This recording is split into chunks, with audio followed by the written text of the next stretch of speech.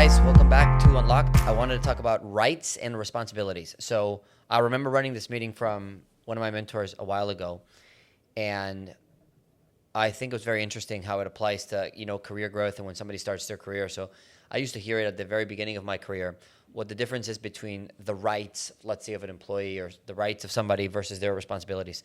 So I kind of making a comparison to like when somebody takes like an entrepreneurial path or they take more of a traditional path, 9 to 5.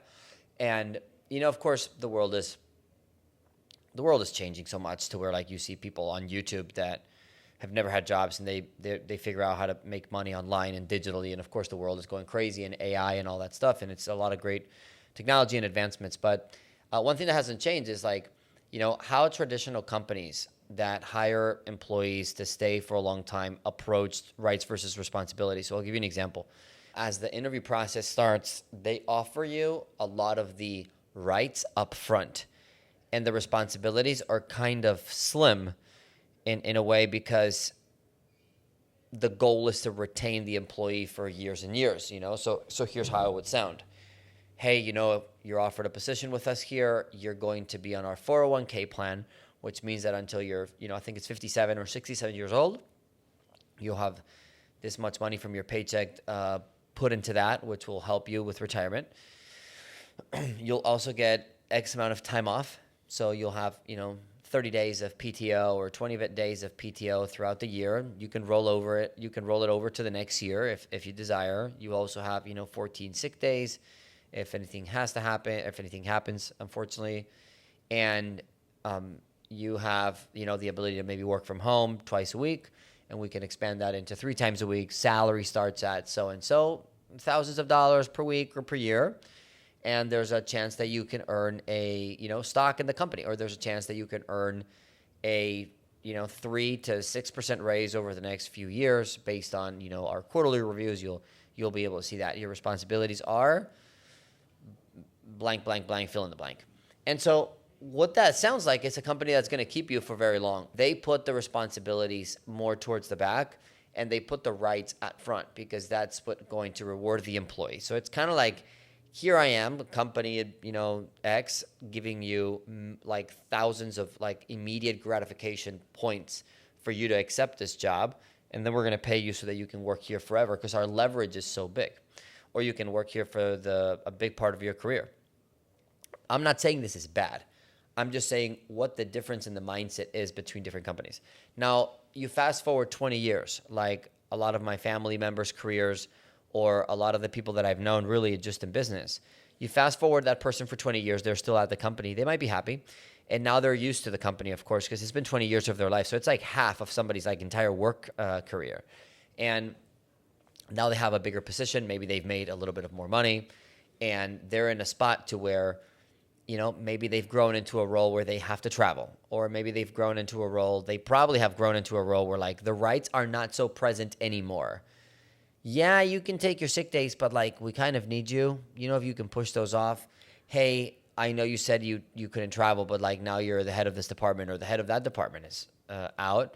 And so you're going to have to spend, these weekends a year in a so-and-so country or so-and-so state. All of a sudden the responsibilities start to increase and the rights almost start to decrease or seem less important because, again, you've now been used to it. What does the company know? The company knows that you've adjusted your entire lifestyle to the money that they're paying you. You bought your house probably around how much money you're getting paid from them. You bought your children's school, like everything that you're spending goes around probably the money that you're making on that job. It's been 20 years. So the company knows this. And so you're not going to lose that income. More than likely, the average person is not going to, leave a job for 20 years tomorrow. So they'll do whatever it takes. So now I can start asking this person to travel more. I can ask this person to stay later. And in the back of their mind, they'll always have this little threatening moment of like, well, I can't lose this job. Like if I lose this job, now I'm in my mid-40s or mid-50s. I am not like the most excited person to start a new job or a new career because there's all these people that are in their 20s that are looking for jobs, have a lot more energy. And I'm expecting this much because now I have a mortgage. Now I have all these responsibilities. So now fear kicks in. And so I'll do whatever it takes to keep my rights and to keep my money. And I just think for me, it's a little messed up But I understand it. Like, this is how the corporate world has to work, so that I don't want to be hiring people for the same position, where I can just hire somebody that can work there for 10 years or 20 years. And so, but I do think it's sad, because again, people adjust their life to the one income, and then the company knows that and they can leverage it. Or there could be a change in management, and then all of a sudden your position could be eliminated, which is also very sad. I just recently had a friend who worked in ministry and been working there for 3 years, doing a fantastic job. And she created a lot of systems, and she created a lot of things that actually saved a lot of time from her own position, but also from the company. So now the company's like, hey, well, we actually don't need you because of all the things you've done. So you can either drop down to part-time or you can go. And it's like cringing to see that, because she created that. So essentially, if she would have stayed at the job being bad at it, she would have retained the job.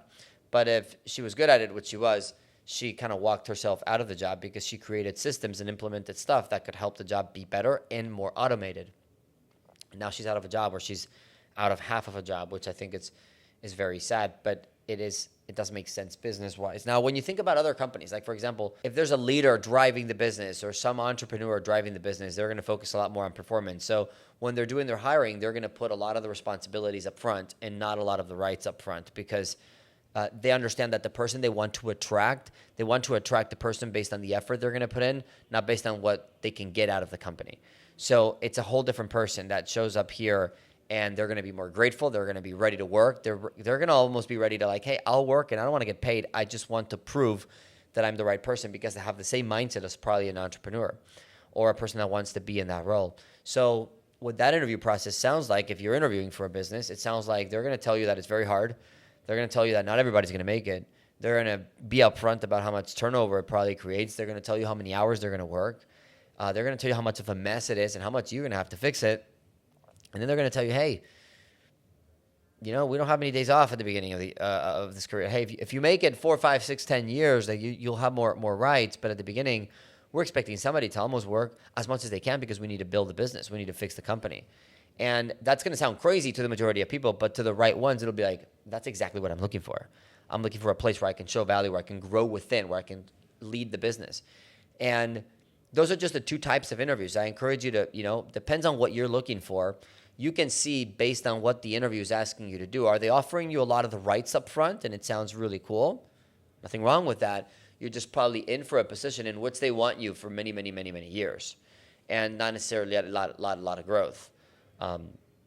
When a company is proven to grow, they don't need to advertise it. It's like diversity and inclusion. This is a little more controversial topic, but if I don't need diversity, and like if I have to advertise diversity and inclusion, it's because I probably don't have it naturally.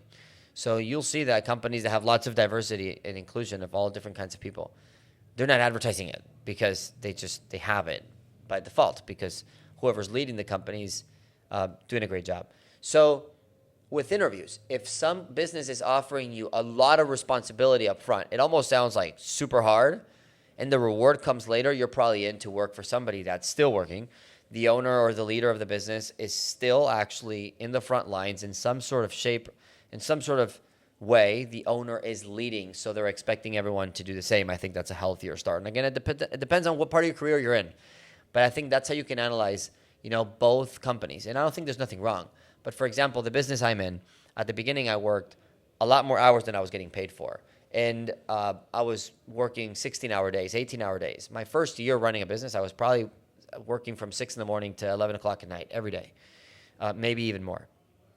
And I was working like nonstop. There was no days off. I never looked at like a day off. I just looked at, well, what do I have to do today? That's also was my mindset. I never was like, when can I get a day off? I was like, well, I didn't do much on Sunday. I only worked for 4 or 5 hours. That's how I would look at time off. And now you fast forward 5, 6, 7 years for me, and I get paid a lot more money. I have a lot more rights. And I don't have actually so much responsibility. So my responsibilities are a lot easier because there's people in place, because I've done the work, and the work does compound. So it just really depends on what you want. Do you want a lot of rights up front? Do you want to enjoy the fruits of your labor before the labor? Then you are going to be more suited for a job that, maybe is in a more traditional path. Now, if you're looking to build something, you're not so worried about your time off right now. You're not even so worried about how much money you make right now. you just want to put yourself in a position to be very successful in the future, I encourage you to find an interview, find a company that's telling you how hard it is, how much responsibilities you're going to have, and how very little rights you're going to have in terms of paid time off, in terms of benefits, in terms of stuff that is advertised out there that's really just used to reel you in. So what kind of company you want to work for, you can find out about what kind of interview you're having, and and specifically you gotta find out what are they offering me up front and what do I want to do. So hopefully that helps, and we'll see you at the next one.